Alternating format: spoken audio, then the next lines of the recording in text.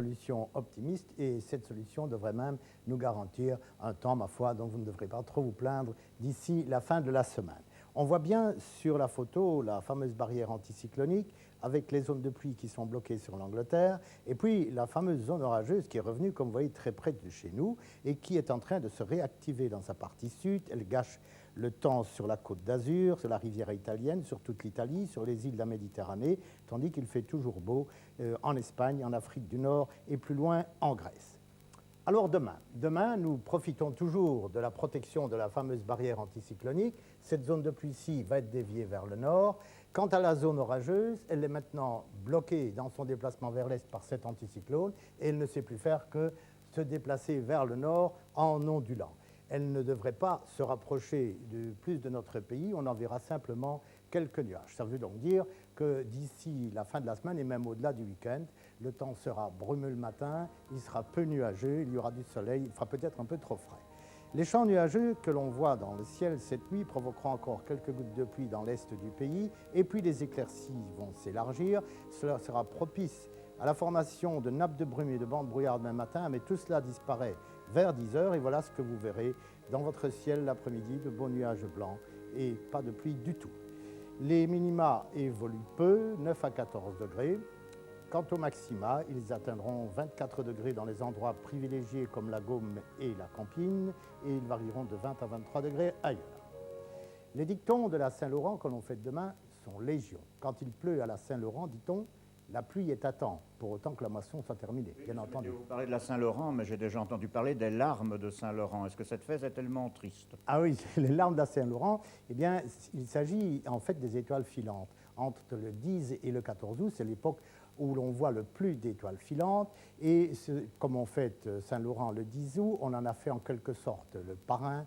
Et ce sont les campagnards qui ont appelé ce phénomène les larmes de la Saint-Laurent. En fait, la Terre, dans sa trajectoire, rencontre les débris d'une vieille planète qui, en rentrant dans l'atmosphère à grande vitesse, s'échauffe et provoque les étoiles filantes. Jadis, on croyait que c'était les âmes des trépassés maudits qui s'en allaient vers l'enfer.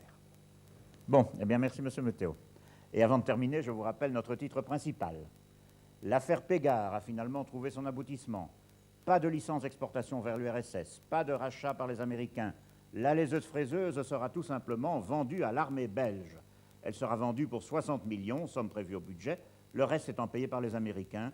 Solution originale peut-être, mais en tout cas solution à la belge. Voilà donc la principale nouvelle de cette journée.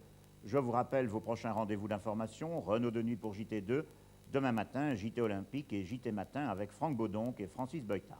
Bonne fin de soirée.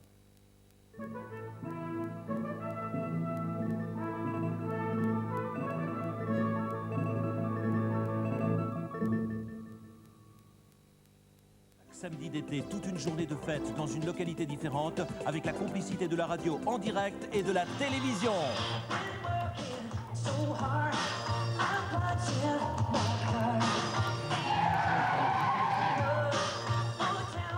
Un somptueux petit déjeuner, un marché artisanal, un grand jeu interville, des vedettes, vos animateurs préférés, un jeu télévisé, des concours, des surprises, des prix à gagner et pour clôturer le tout, un vidéobal. Ça vous séduit? Alors rendez-vous chaque samedi d'été avec la RTBF pour Bonjour la fête.